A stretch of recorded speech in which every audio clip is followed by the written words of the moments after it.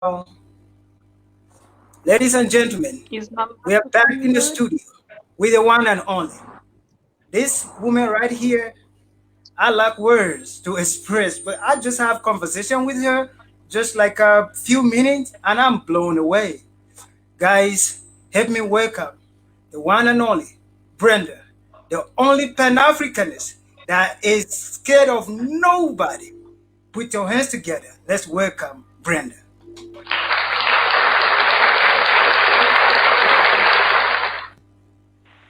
Guys, Thank you. so I had a very smooth conversation with Brenda, and it seems a lot of people were not watching. So I decided to like stream it on my personal Facebook account so that many people will listen to what this woman is saying.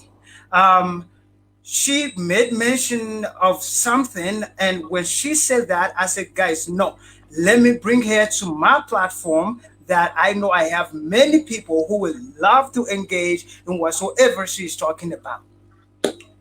Brenda said economic destruction is the reason why our African brothers and sisters can get so many wrong decisions. And she also agreed with me that a hungry person does not think with his head, he think with his stomach.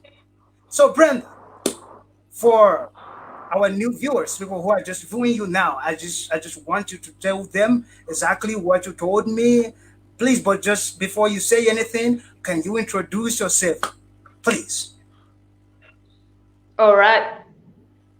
My name is Brenda Katushemerewe, a Ugandan born and raised in Uganda, who has been a presidential aspirant for this year's elections. I am a Pan-Africanist, unapologetic Pan-Africanist woman, and I'm a social entrepreneur. I'm a journalist. I'm a community leader, and I love Africa and the African people. So I did tell you that one of the approaches we are going to employ to redeem our people, our land, and our continent Yeah. is taking the root of the economic fight. I told you that very many people are fighting, very many people are engaging in the struggle, but they look like they are chasing the wind because they are trying to convince the people that let's unite and fight this system. But the people they are speaking to are impoverished. They are economically in detention and they are unable to raise their hands. They are unable to walk. They are unable to even make the right judgments. So a people that's impoverished, a people that are hungry, are not the kind of people you want to take to the front line.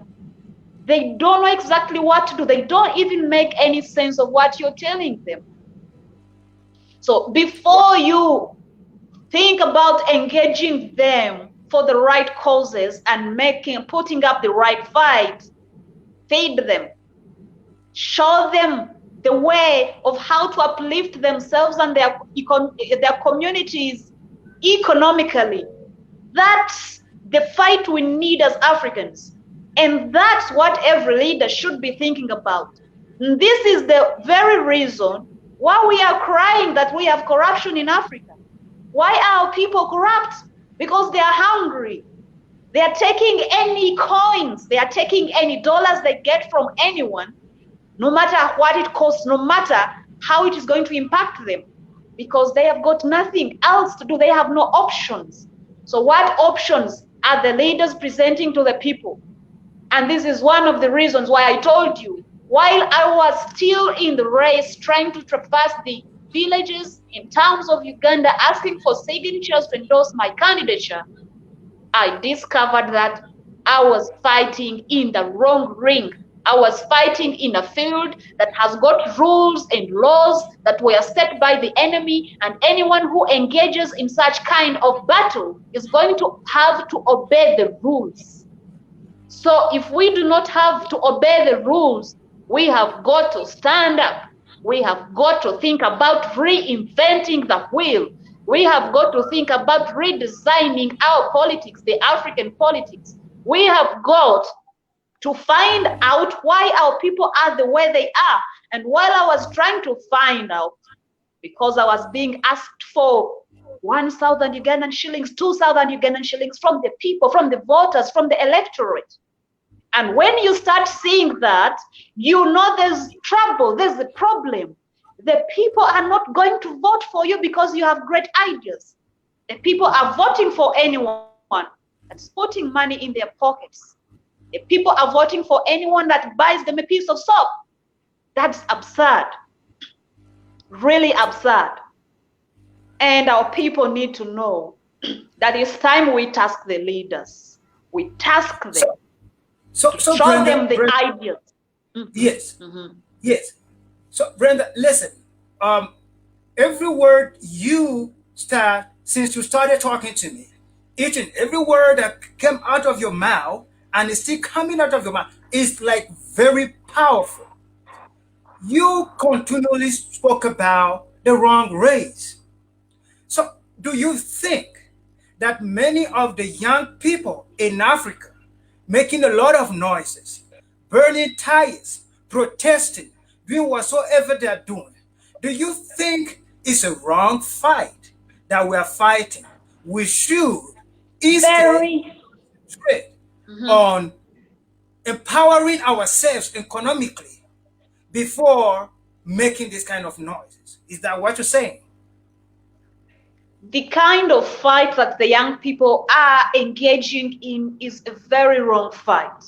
It's the wrong approach to go. Yes, because most of the people you'll find on the streets making that kind of noise have got nothing better to do. They are desperate. They have lost all the options, and right now they think we need to be violent. And the people they are speaking to don't care. That's why you see the police and the army shooting at the people live. They don't really care about the poor people. They don't care about your cries.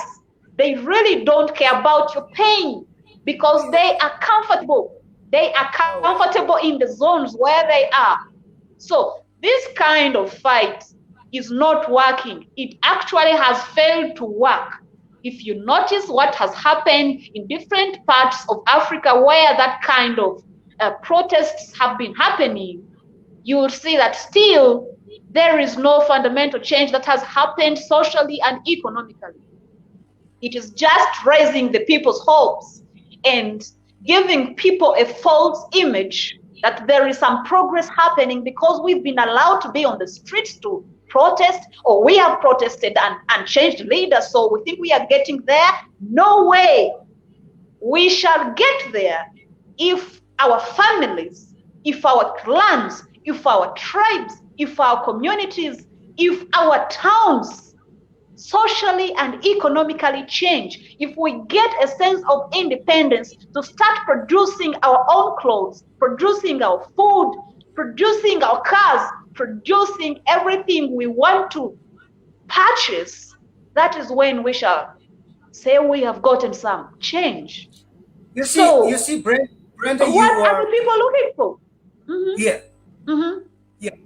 You so much remind me of one of the strong lady down here in South Africa, Talent Shumba. She's online right now, watching also. You just sound like her, and if I say I love what you're saying, it will be an understatement. I'm excited.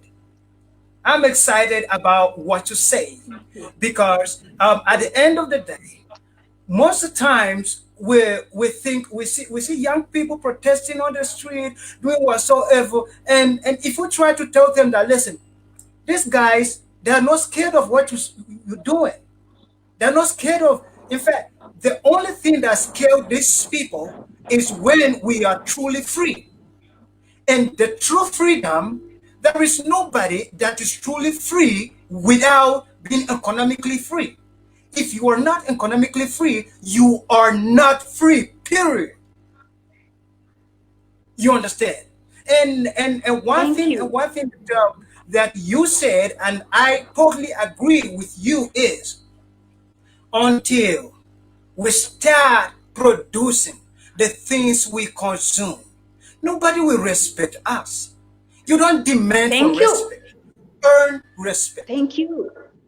You Mm-hmm. see, so Mm-hmm. there is no Mm-hmm. point of shouting that they're not respecting us, they're not seeing what we're doing, and all of those things. But my question to you again is, do you know that the so-called independent, the oldest African countries to have gotten independent, some of the African countries they are up to 50 something years. Do you think it is okay for us to still blame the West of where we are today? Is it still okay? Because I'll give you an Okay, example. let me expound on that. Yes. The West, the West is responsible for our situation. The West is 100% responsible for what we are because they know what they did and they haven't stopped. That's what no one should lie to you about. The West hasn't stopped from destroying you, your culture, your background, your power. It is still doing the same things it did 100 years ago. Nevertheless, we are African people, and the only person we should count on to uplift us, to heal us, is ourselves. I mean, we could blame the West all we want, but they are not our people. They will never care for us. When they came here and told us about the Bible and all these religions they brought, It's extreme. You never come. they did not teach us economics. They Okay. did not teach us how to be financially free. They did not give us any knowledge to use our traditional medicine. They did not support it. They destroyed it. They destroyed our arts and sciences. They destroyed our crafts, our skills.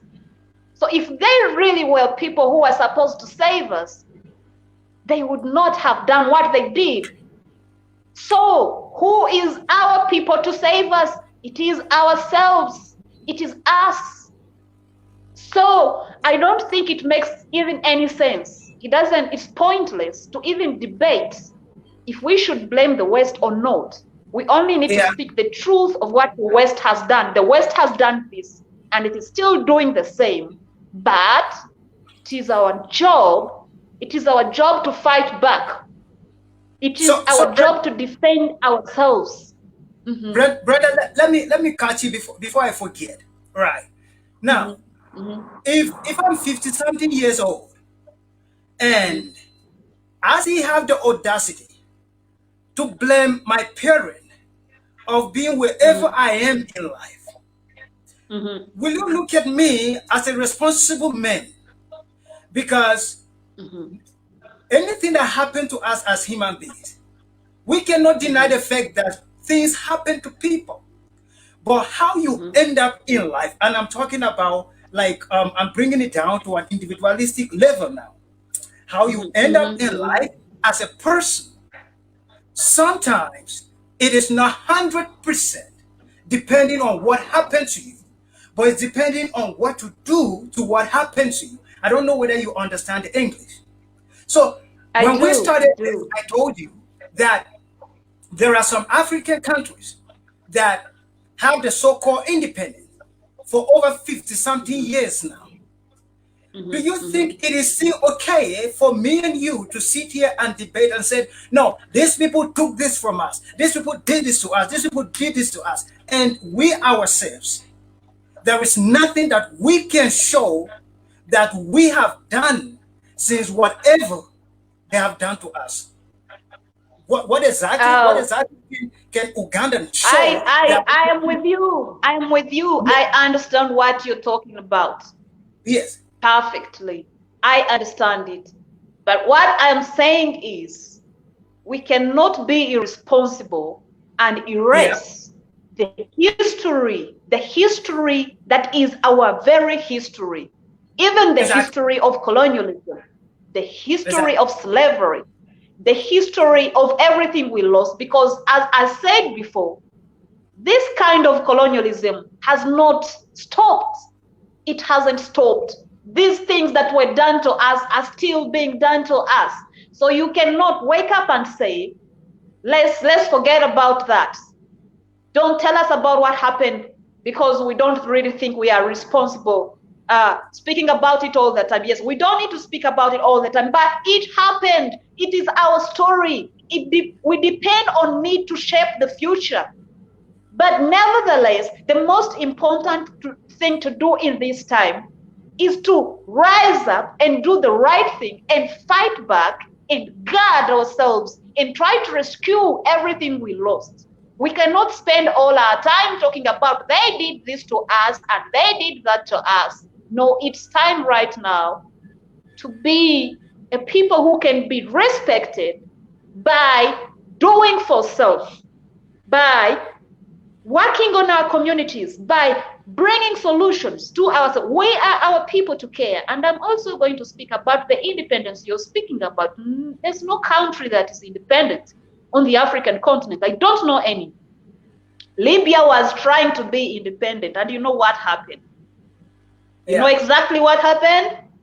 And that's exactly what happens when people of my skin try to fight back and try to be independent. So when I say this, I am trying to remind you that the West is to blame. We must blame the West so that the West can know that we know what it is doing and it needs to stop. What they did to Libya is a few years ago. It's not 100 years ago. They are just giving us signs that once you try and wake up and try to do the right thing and try to be independent, we're gonna destroy you. That's the message they were trying to send to the whole of Africa.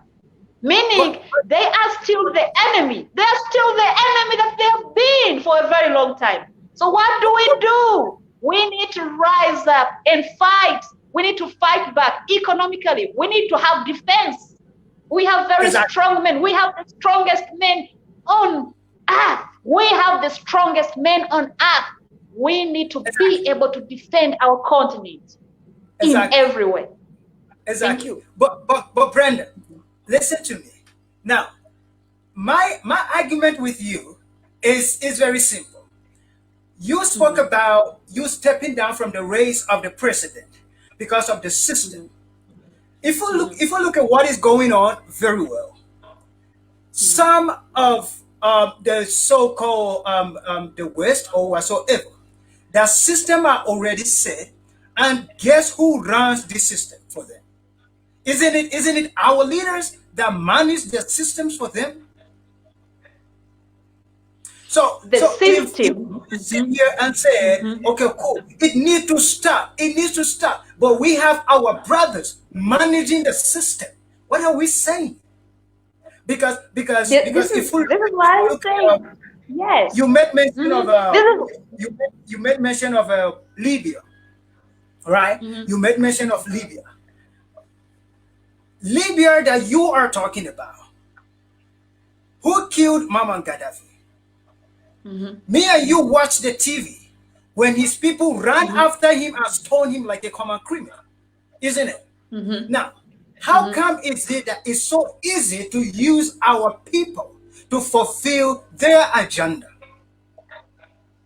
So if we cannot blame ourselves, then I think we are not being responsible enough to take to say that, okay, cool, this has been done. And if we continually live in denial, we will not actually get where we want to go. Okay, brother, let me get to this. I'm going to start with this example. You have a home where you live. You have a home where you live, and you have expensive stuff in your home, and somehow you wake up in the morning and most of your things have been taken by thieves. Exactly. So you try to engage the security, and then you find your neighbors stole from you. Your neighbors stole from you. And when they get to interrogate your neighbors, you find out that there's a rich person, a very powerful person, that paid your neighbors to get into your home and take whatever you have. It means the thieves have been armed. They have been paid. They have been protected. You might even lose the case in court because the person that's sponsoring the people attacking you is rich and wealthy.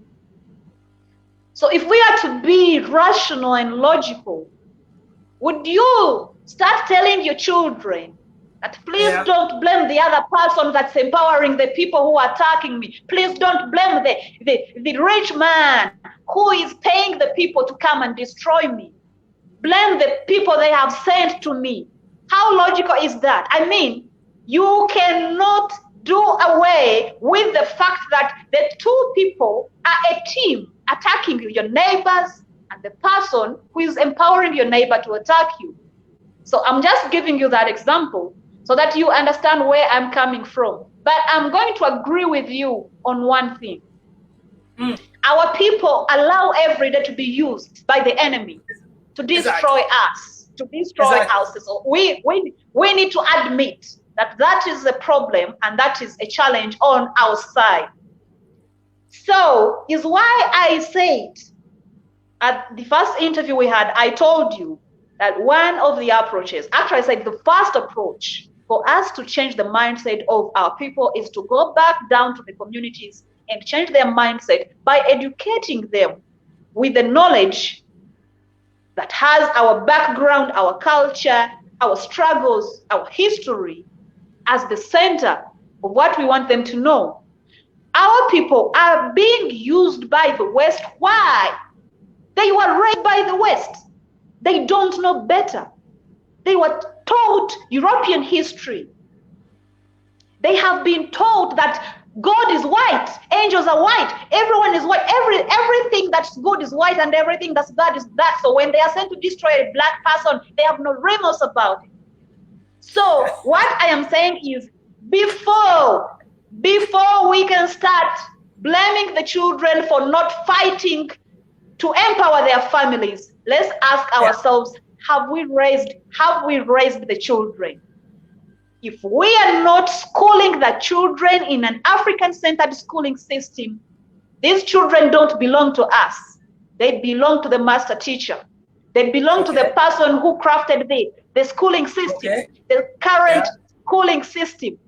They do not have our mind. They do not possess our mind. They possess the minds of their master teachers. So when the master teachers come to these children and ask them, do this for me, there's no question about it. They are going to do it. So our approach is we must reclaim their mind, make their eyes to see, make their ears to hear. So when we say right now, when we say, listen to me. Now, you are talking of a system that is corrupt to a point that the leaders don't even think of their citizens. Talk more. They're not our leaders. Now, they're not our leaders. Whether we agree or not, Museveni is still your leader, right? Because the decision that he makes have made Uganda to be where it is today.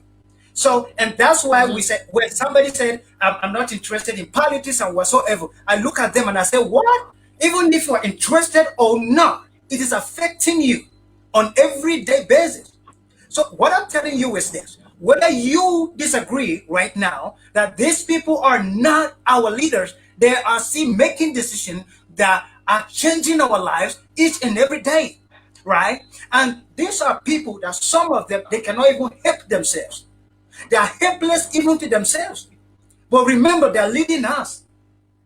And every year let me tell you we, this. Let we, me just, tell we, you just this. have to, we just have to blame Yes, listen certain to this. people. You understand? Listen to this. Yeah. I want you to listen. Okay, so I'd like to also remind you that governments, African governments, were never an idea of the African people. Okay. These are imported. These are imported ideas. An idea was imported here, and it's called a government with all its pillars. I don't think this government served the African people's interests. So what I'm trying to say is we had colonialism. Colonialism established the system that's running the world. Colonialism established the system that's running Africa's governments, education, health, and everything. The economics I'm speaking about is Africa is only exercising neo-colonial economics. So these economics are not our economics. When we talk about banking and we have our governments borrowing money from the IMF and the World Bank, we have the World Health Organization setting rules for us about our health.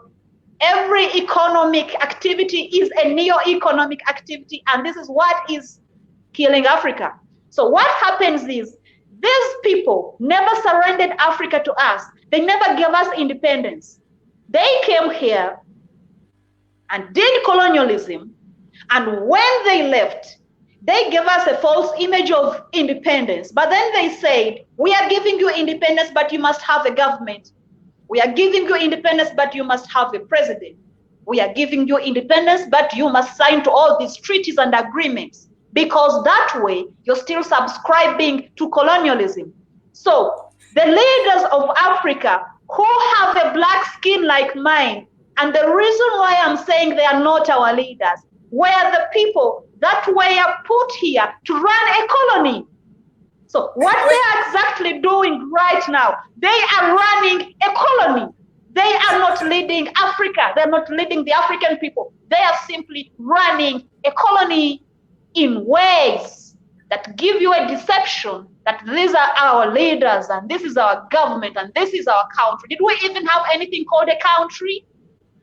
Every word, every terminology, every president, every government is an idea of colonialism.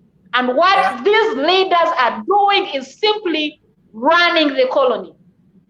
What more can I say? Let me run something. Let me run something to you quickly here. Julieta Dube is saying, this is like really funny. She said, what you say, Brenda, is so much making sense. Instead of us learning Chinua Achebe, we learn Shakespeare. So she just agree with what you say. And if you look at the topic of our debate, the question is, should we reform the political system of Africa? And all that you have been saying since we started, you are agreeing with that 100%. So now my question to you is, if we are to reform the political system of Africa, because I will give you an example. Museveni took office when he was very young. He had the power. Whatever, he was also making this noise that most people consider me and you making today, right? He was against the government and whatsoever. They gave him power. What did he do with power? Isn't he doing worse than India Amin? Don't be scared. They're not going to arrest you at your home even if you say yes. so, like now, that wouldn't be new. That wouldn't be new. I've been arrested before. And I speak the truth all the time. Oh, you were arrested before? Twice. Oh no. But it's what it is. It's what it is. It's what the price is for speaking the That's the truth, price. for being on the side of the truth all the time. That's the price.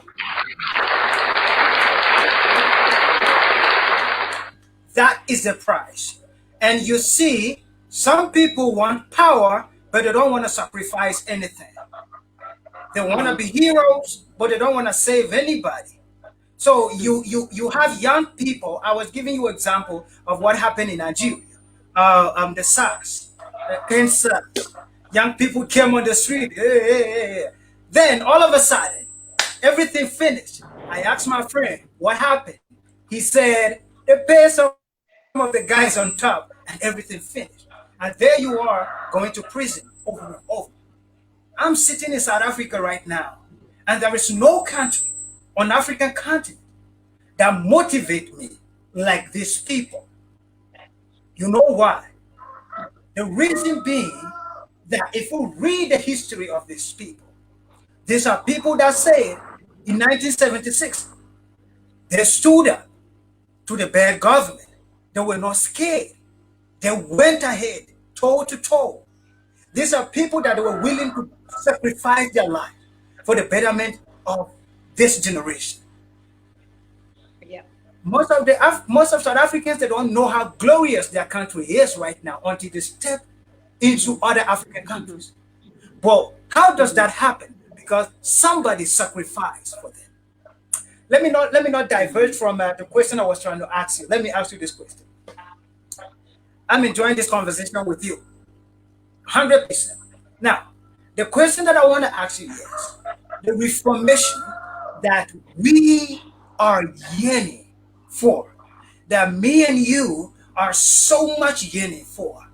What kind of reformation exactly do you think our politics need? Our politics? Yes. Our politics. We have no politics. Okay. We have got no politics. Okay. We have got to redefine our leadership, the African leadership. We have got to try the approaches to the traditional leadership we had, the one traditional leadership that was destroyed by colonial leadership. Okay. We have got to do real boycotts of the politics that we never brought here. We have got to reach a point where we got to reach a point where we will not vote. We've got to reach a point where we reject all these parliamentary campaigns and elections. If the parliament is not helping us, we have got to go back. We have got to go back and think about our traditional judicial systems. I'll give you an example. I spoke about this in one of the interviews with the sister in UK. I said something happened in Rwanda during genocide. After genocide, there are very many cases that needed quick judicial processes. And what happened is there was no judicial system present because the war had destroyed everything. So what the leaders of Rwanda did, the community leaders came together and went back to their traditional judicial system that they called the gachacha. And what happens is in a very short time, very many conflicts were resolved. In a very short time, all those cases you would expect to spend 10 years in court were resolved and people started reconciling. That is one achievement and milestone the West will never tell you about, because the West is trying to show you that the judicial system they left here is the best. And in my country, it happens a lot. You'll have these simple cases and small cases in the villages. They stole my chicken. And then I go to court and I'll spend 10 years there. And by the time you know it, you've lost land, you've lost money, you've lost everything. And even sometimes you lose the case. When you're actually the person that's aggrieved, that's the judicial system that they are going to tell you is really working and the best for you. So we've got to reinvent systems that are going to work for us. Let me also speak about medicine. Our bodies, our melanin, our genes are special made for the African land. We are special people. We are strong. But then we have reached a point where we have our traditional medicine people being demonized. We have also lost all the traditional herbs that are supposed to heal us. Even the food. If you cannot eat traditional food, I mean, let's not even talk about traditional food. Indigenous seeds, indigenous bananas, indigenous cassava, indigenous vegetables. And now you're being fed on the GMOs. You just know you have adopted everything. You have adopted the system to the core, that you're losing your mind, you're losing your harmony, you're losing peace, you're losing order, you're also losing your health, you're losing your life, because you have abandoned everything that belongs to you.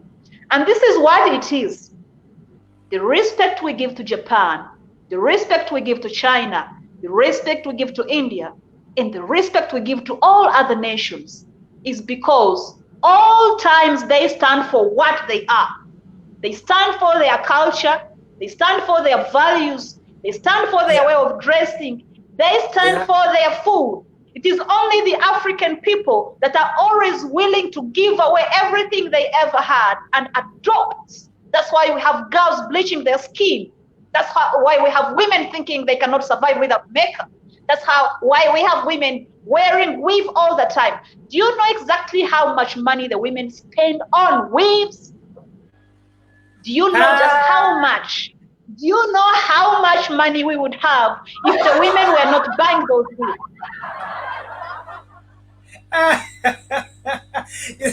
Okay. I don't know, but then I had to laugh. I had to just laugh because you just so on point. You just so on point that every young person that is watching you out there, I know by now many of them are asking themselves, how come I never realized this? How come I never thought of this? Now, you answered one of my questions.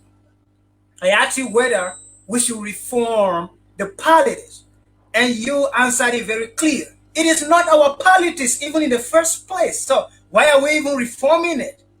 It is not our thing. It cannot work here because over the years, and I'm saying this, I don't care who is watching, but the 54 African countries that we have, I can unequivocally tell you that there is no functioning according to the democracy that has been given to us from the West. There is no single country in Africa that is democratically functional. And that should tell you that maybe this system is not our system. That's why we cannot operate there.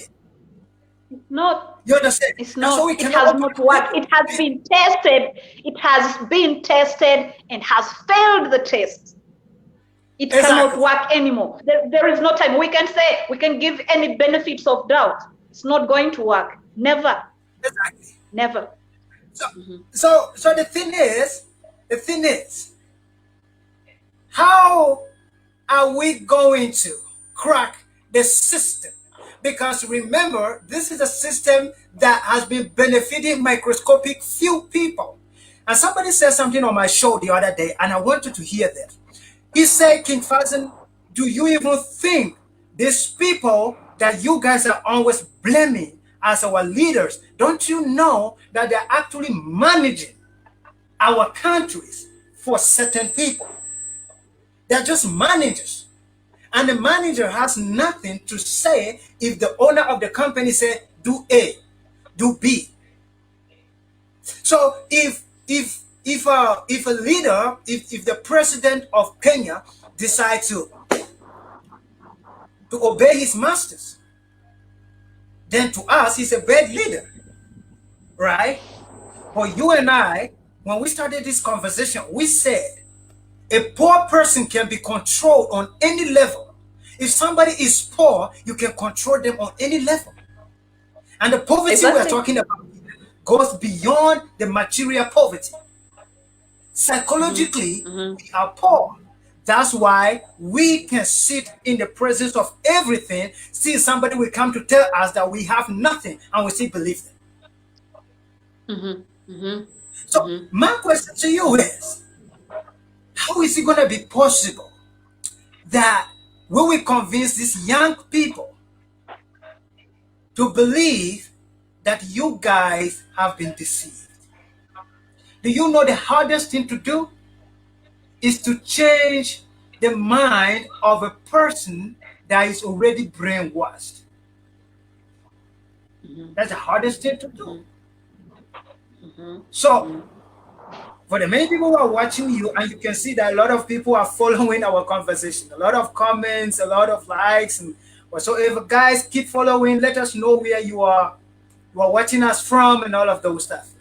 We appreciate all of you that took your time to be here with us. In fact, it affects all of us. Thank you, Mata. Thank you, Dube. Thank you, Delen. Thank you, a lot of you that I hear listening to this conversation. It affects all of us.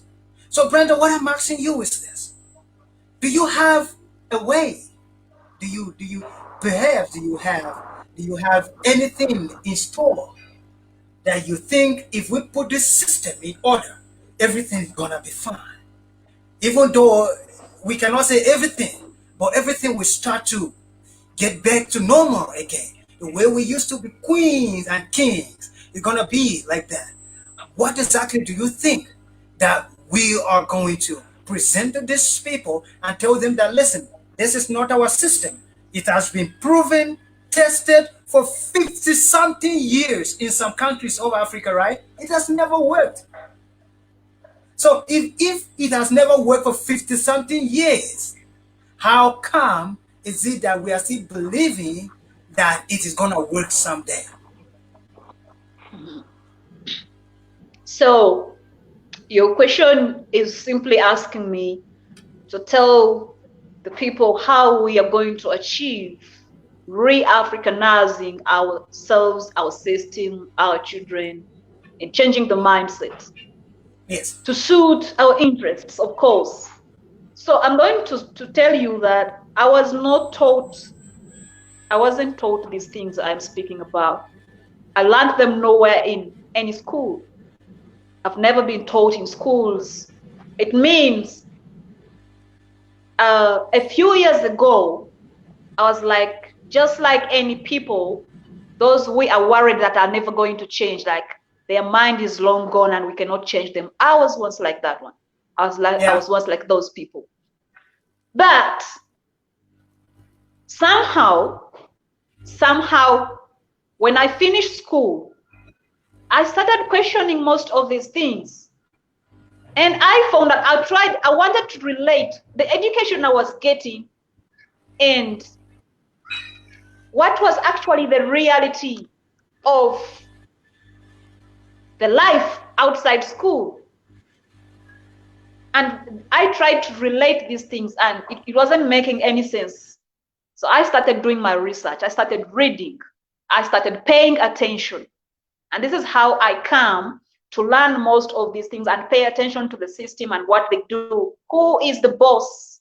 The boss is the person that pays your manager, as you have said. The president is managing a colony and running a colony perfectly, just the way the colonizers asked him to do. So what do we do? What do we do? How can we approach this? We must take the message. We must take this education to the people.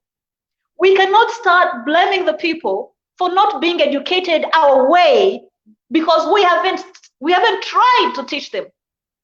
Most of these people would listen to this kind of conversation and debate and marvel. People in my villages, in the communities of Uganda, have never heard about such.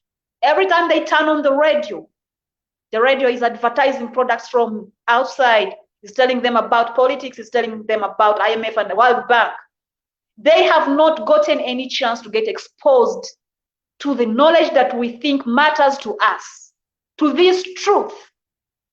And do not undermine the young people. They are the power. They are the ones we can depend on for the future. The only thing they need from us is to give them the right information, the right education, the right side of our story, our history. Once they have that, that's the first instrument. That's the first instrument they need to make the change we need for the future. And regarding our fight, how do we fight to abolish these systems? We cannot come out now and say, we are abolishing the system because it is not working. That would not be logical at all. We only need to start doing what we must do. We know the system exists somewhere, but we can start doing what we must do. For example, I would go to my community where I am born and sit with all the members of the community, and we agree we cannot afford to have our own people in this community going to courts. We must solve our conflicts right here because we have the elders.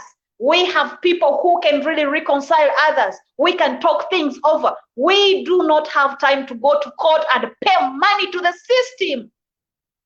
Once we start doing these very small steps, we are one step closer. We are one step closer to dismantling the colonial and slavery system that is killing us. So when I mentioned economics, I said, by the time we tell the people, no, this system is not working, this neo-colonial system is not working, what options are we presenting to them?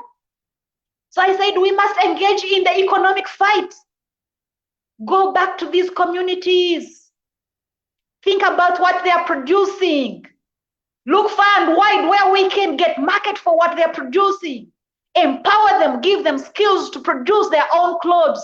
I am so very proud to tell you that everything I'm wearing today has been made by someone in my community, a local person.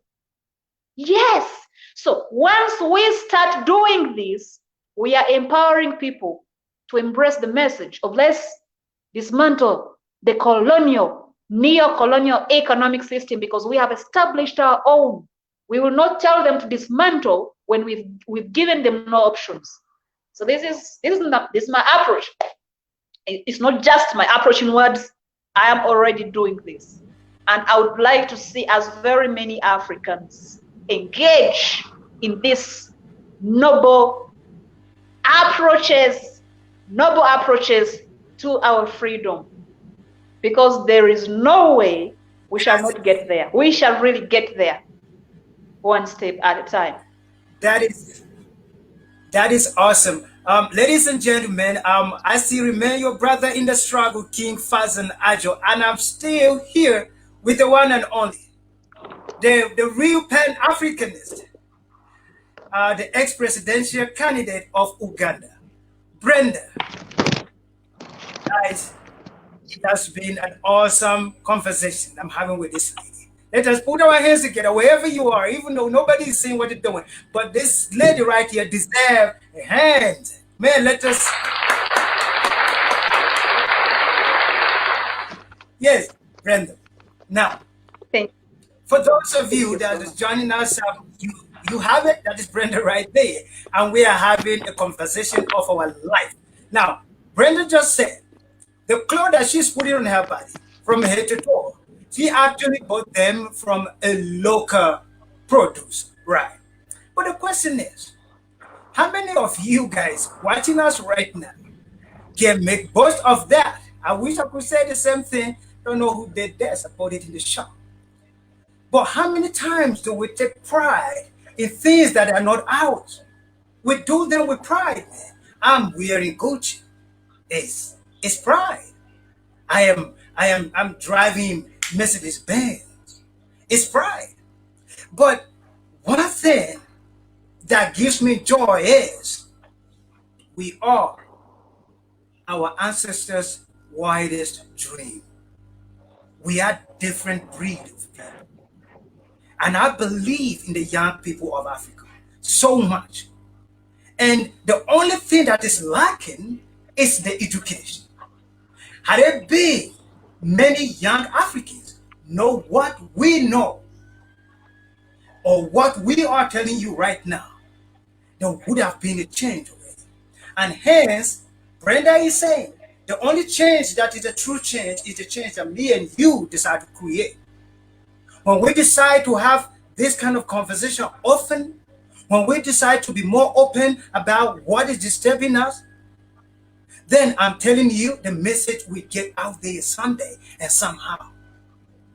I know you enjoy this conversation. You enjoy this debate. It's not actually a debate though, because I ended up agreeing on so many things with Brenda. Because yeah, I ended up agreeing that listen, there are people who manage our country. We call them presidents. Actually, they're managing for some people and all of those things. And Brenda also agree with me that the reason why this thing is happening is because we are just too hungry. And a hungry person doesn't think with his head, he thinks with his stomach. So when there is food, his level of thinking just change immediately. Guys, I know Brenda will always love to come on our show. Brenda, am I correct? Yes, please. Yes. She will always love to be here on our show often. And I would not love to like take so much of her time. Um, we are getting close to the end of this broadcast. And guys, there are people out there who think our conversation as young people of Africa is just noise. There are people out there who think we will not be able to pull this through. There are people out there who think we are just other generation who came, make noise, and left. But if you are watching me today, I want you to believe something. We are different breed of black people. We are different breed of African people. And we are the generation to save Africa. And nobody is taking We that are. away from us. Yes, yes. We are the ones we have been waiting for. Exactly. We Just are the miracle. precise. We are the miracle that Africa Yes. has been praying for. And we are here to fulfill that miracle. And so I want every young African watching us today, I want you to believe inside of your mind, no matter how poor they have made us, let nobody be able to buy our integrity. No matter how poor they have made us, we will never sell our integrity. We will continue to say the right thing. We will continue to fight the right fight. And we will continue to believe in this fight. Brenda, I just want you to, 2 or 3 words, talk to the young Africans watching you right now, wherever they are. Thank you so much for having me on this show. And to the young people, I want to encourage you, to ask you to open your eyes more, open your ears and listen more, because the time is just right that we must rise up. And you, the young people, are the leaders and the hope that we have. And when I open my eyes every morning, I see victory, peace, and love. Thank you so much, Brenda, and everyone who has tuned in stream to watch us, guys. I still remain your brother in the struggle, King Fazan Ajo. And on that note, we are saying, have a nice one, and never stop believing that Africa will surely get back to its glorious place that it used to be. Thank you very much. I will see you Hallelujah. next month at the same time and the same place. Thank you, thank you, thank you. I love you so much, Brenda, and everybody who tuned in. Love you guys so much. God Bye-bye. bless you. Bless you too.